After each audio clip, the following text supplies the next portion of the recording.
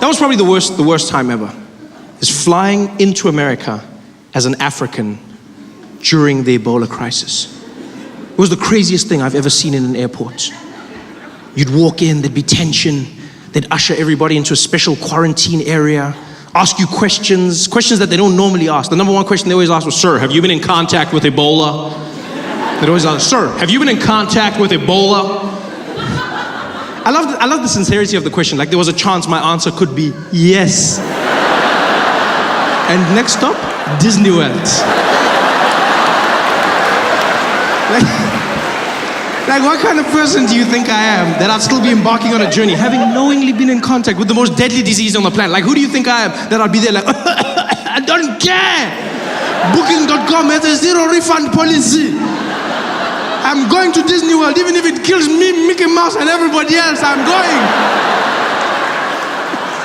Have you been in contact with Ebola? And they always said it like Ebola was like a distant relative. I love the phrasing. Have you been in contact with Ebola? Yeah, I spoke to him last week. He's doing well, eh? Thank you very much for asking.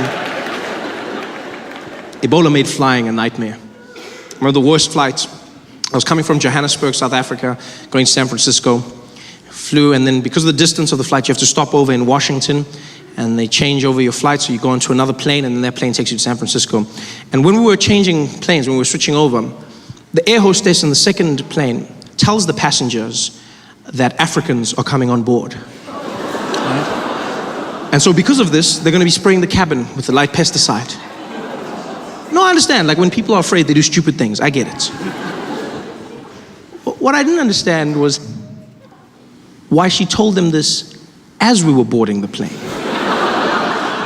Have the decency to speak behind our backs.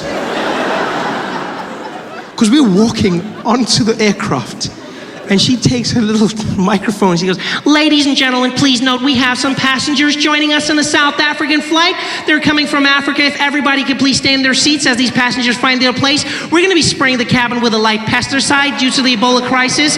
And feel free to cover your nose, eyes, ears, and mouth. The pesticide shouldn't be harmful, but it may be. So if everybody would just cover up, and we'll be coming down shortly as everybody takes their place. Thank you very much. She says this as we board the plane. This is our introduction. Ebola crisis. And we're there like, hello, hello, hello, hello, hello, hello, hello. Do you know how hard it is to find a seat in a plane with people that think you're bringing them death? Do you know how hard it is? Like you're sitting there and everyone you go, it almost felt like that scene from Forrest Gump. Like as I'm walking down the plane, people are like, you can't sit here. No space. I'm just walking down trying to find your Jenny. Finally, everyone's seated. We take off. Plane heads out to San Francisco. And it was by far the most tense flight I have ever been on. I coughed once. The plane shook. It wasn't even a bad cough. It was just like a little tickle. I was just like, the guy opposite me was like, Ebola! Ebola! I was like, yo, dude, calm down, man. Calm down. It's just AIDS. You're safe, buddy. Calm down. It's okay. Everyone was so stressed. The plane was tense. No one wanted food, nor snacks. We finally land at the airport. The plane is taxiing to the gate, and everyone was waiting for that seatbelt sign to go off. Everyone was just, like, it was more than normal, because already, I never understand why people are in a hurry on a plane to get out of their seat, like, because you can't go anywhere. But whenever a plane lands, everyone's just like, come on, come on, come on. You can't go, you're gonna go there. That's where you literally go there. It's like, come on, boom, yeah. You can't, I don't understand why people are in a hurry to go. You know who's even worse? The people at the window. You have no right to be in a hurry. You're sitting there like, come on, come on, come on, boom, yeah. Oh, that's good, yeah. Yeah, pass me my luggage. Pass it to me now, right now, yeah. I'm glad I didn't sit down for 2 more minutes. This is much more comfortable. Just stay in your seat, just wait. Ebola made it worse, 100 times worse. You know, because now everyone wants to get out of the plane. Coughing, sneezing, you can feel the tension. And as we're about to leave, the air hostess comes back on the PA and she goes, ladies and gentlemen, back in your seats, please. Everybody back in your seats. Unfortunately, right now, we have a health and safety official that needs to come on board just to make sure that everything is A-okay due to Ebola. We're just gonna make sure that everything is fine. So please stay in your seats, ladies and gentlemen. Again, apologies for the delay. She says this, and then this man comes on, a health and safety official, right? And he has with him a list of all the African passengers and a thermometer, right? A digital laser thermometer. And he comes on, and his job is to scan all the African passengers and get their temperature. And I think the way it works is like, if you're very hot, then you've got Ebola, right? So he's got the list. And he walks around, scans the passengers, and gets the thing, walks down, ticks their names off the list, gets the temperature, gets the names, temperature, names. Finally gets to where I'm seated. And does the weirdest thing. He scans a passenger opposite me, moves to my aisle, looks at me, looks at my name, looks back at me, and then he just shrugs and walks away. Nah.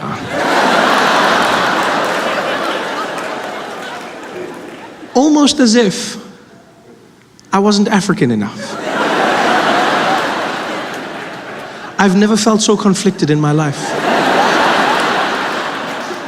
Yeah, because don't get me wrong, like, I never want anyone to think I have Ebola.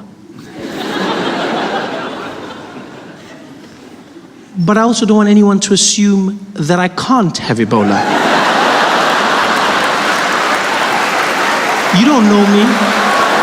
You don't know what I'm capable of. I could have all the Ebola in the world. And this guy just ignored me. He walks away. I'm there trying to cheer myself up, like, chin up, Trevor, you could have Ebola. Chin up, kid, come on, come on, come on, you could have Ebola.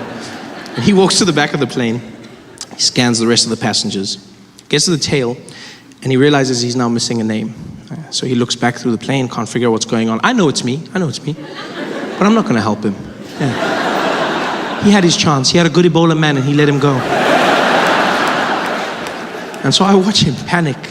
And as he panics, the air hostess comes back down the plane. She goes, hey, what's going on? I need to get the people out of here. He goes, yeah, I know, I got a problem on the Ebola list. I can't figure out where the passenger is. And she's like, yeah, I gotta get the people out. He's like, look, I know, this is killing me as well, but I just gotta figure out. She's like, yeah, if I don't get them out, I'm dead. I gotta get the people going. It's like, yeah, I know, just calm down, just give me a second. And now you can feel the tension building in the plane.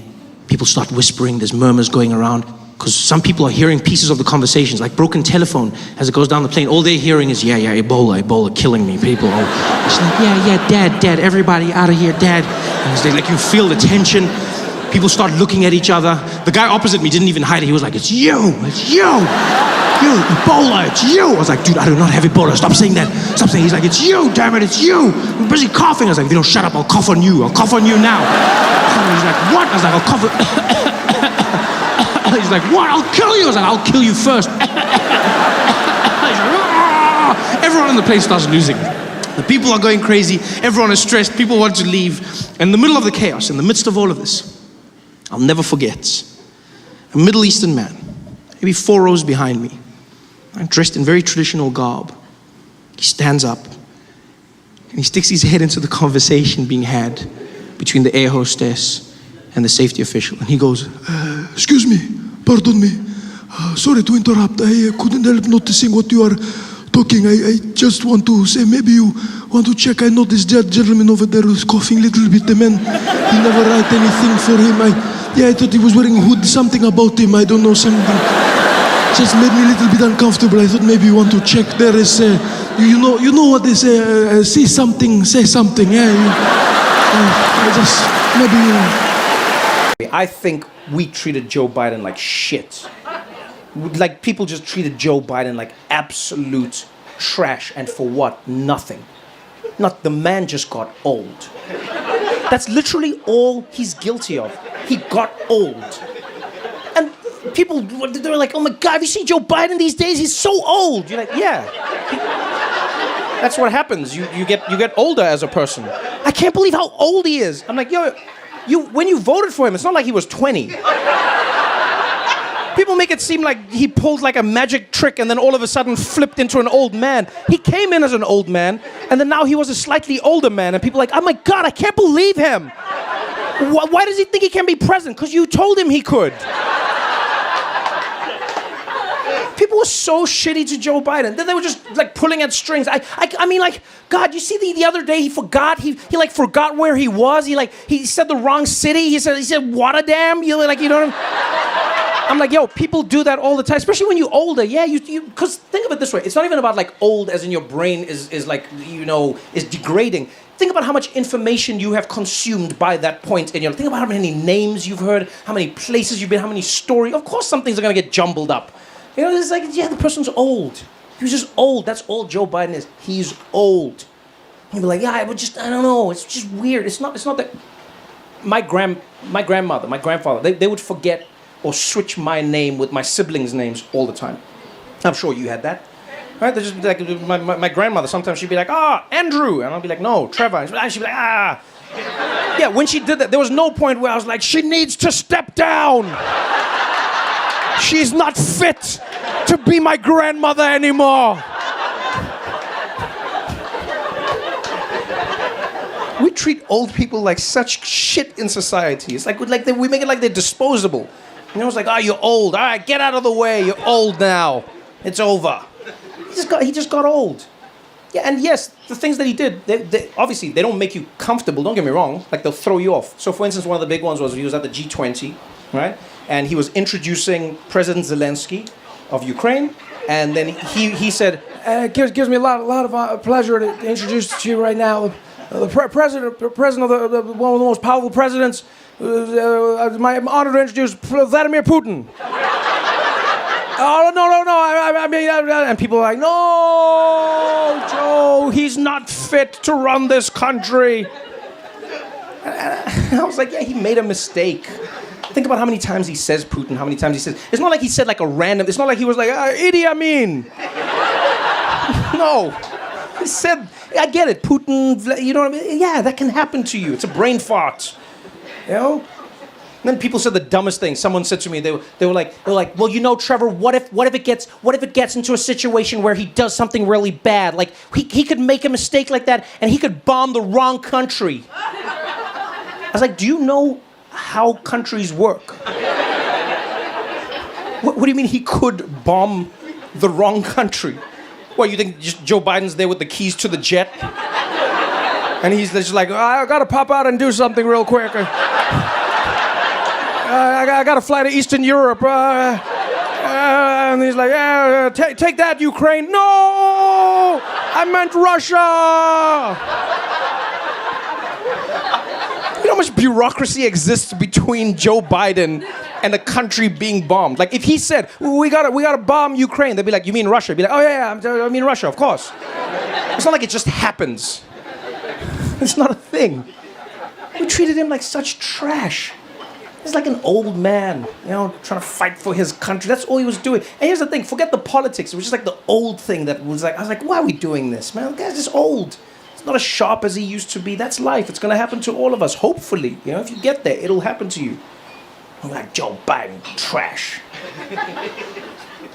And look, I will be fair and I will be honest. I think what didn't help was that his team didn't acknowledge that he was getting older.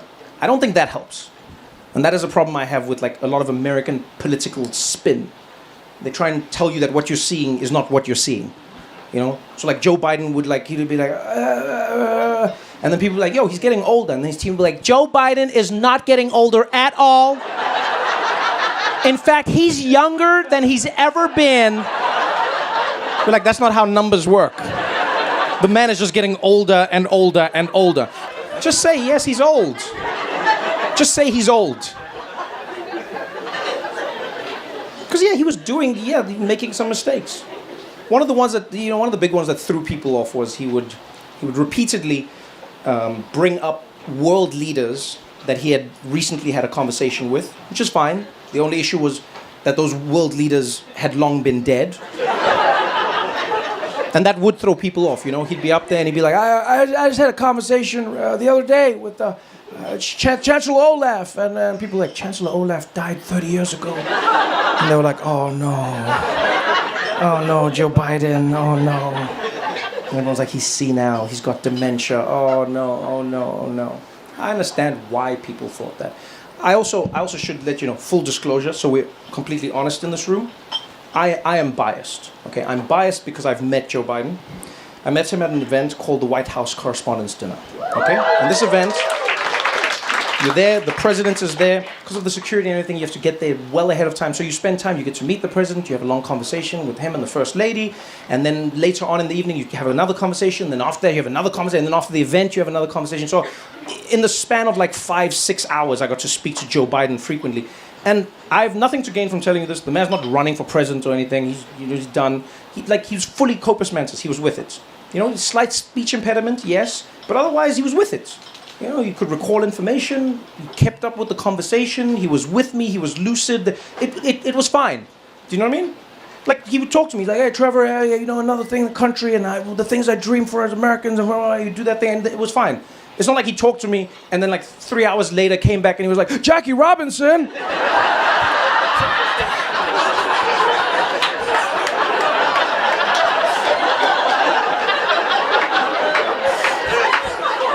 That didn't happen. You know? So I don't know, I'll be honest, I have a different theory. I think, I don't think Joe Biden has dementia. I don't think he's senile. I just think Joe Biden is old. But I think he's so old that he can communicate with the other side.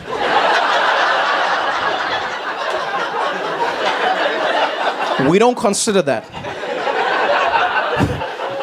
But he's basically in that space between. That should have been their campaign, actually. Yeah, instead of saying he's not old, they should have doubled down. They should be like, you're damn right Joe Biden's old. He's the oldest president this country's ever had, and you should be grateful. Who better to protect the Constitution than someone who was there when they were writing it?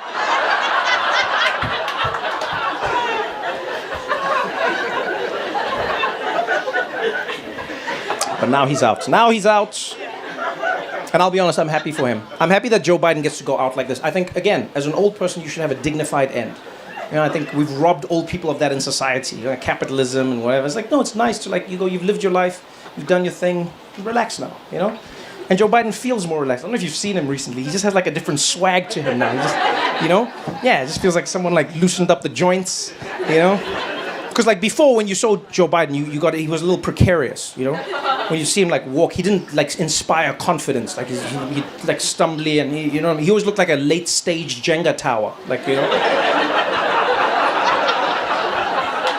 Which is probably why the Secret Service wasn't so good at protecting Trump or him. Like, it's just like, in their defense, they've been protecting geriatrics for the past decade. Of course, they're not in practice. You know, like when they're protecting young presidents, they're like, all right, everybody, look out for the shooter. Look out, because the danger's up. That's where you gotta look. You gotta look up there. You gotta look. When you're protecting old people, you're just like, all right, look at the ground. Where's the stairs? Where's the stairs? Where's the stairs? Look out, Mr. President. There's a dog that's shot here. Hold on, hold on. Come on, come on.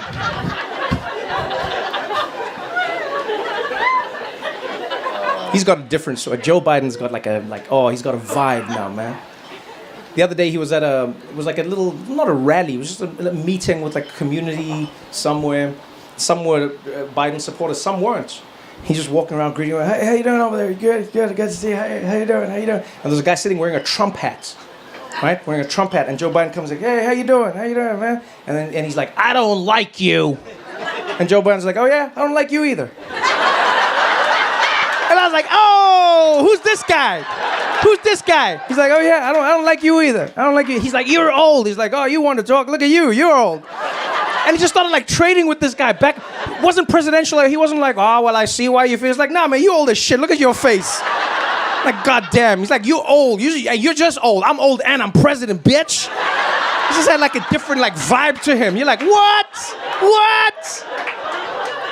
And the guy was wearing a Trump hat, and then he said something to Biden, something along those lines. He's like, yeah, that hat. And Joe Biden's like, come on, wear my hat. And he's like, no. He's like, would you wear this one? And Joe Biden's like, yeah, I'll wear your hat. Give me the hat. And he takes the hat, and he puts the Trump hat on. And he's like, yeah. And that guy, you should have seen that guy's face. He was like, wah. Because he thought maybe like Biden would like burn or something. I don't know. Just turned to, he was like, wah. He's like, I like you a lot more now. And then Joe Biden just walked away. He just had like his swag. He's like, all right, man, I see you, man. I'm happy for him. That's how everyone deserves to leave, you know? It's nice. And now it means he's out of it, but we're in it. You know, now the world, everyone in the world, because America's elections are the world's elections. You know, now see what happens. Now it's Kamala Harris instead. Yeah, that's good. Oh, is it a woo? Is it a woo for you? Okay. Wait. But what does it mean? What is it? Woo like I'm excited, or woo it's gonna happen? It's happening. It's happening. Damn, look at you. All right. Where do you live? Phoenix. Oh, damn. Okay, that's Arizona's important. Oh no, Arizona's important. Because if you said like New York, I'd be like, rah. But if you say you're feeling it and it's in Phoenix, okay. Because Kamala Harris is not going to be easy. I hope everyone understands that. You know, America has not shown itself to have a propensity to voting for new things. It really has not. And this is very new. Very, very new. You know, because Kamala Harris is a woman. Yes. And she's black. And Indian. Yeah. Now you realize Obama was level 1.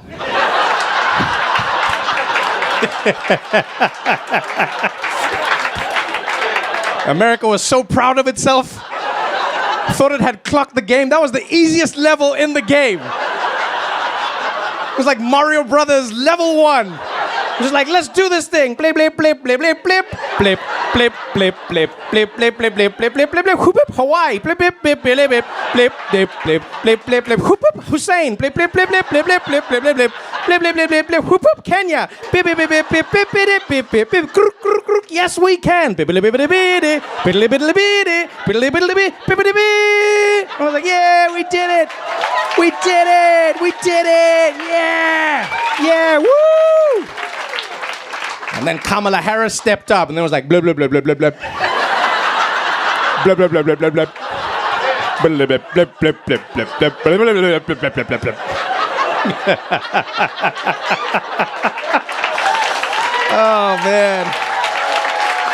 Oh man, you guys have been so much fun, man. Thanks for coming out tonight. I had a great time with all of you. Good night, y'all.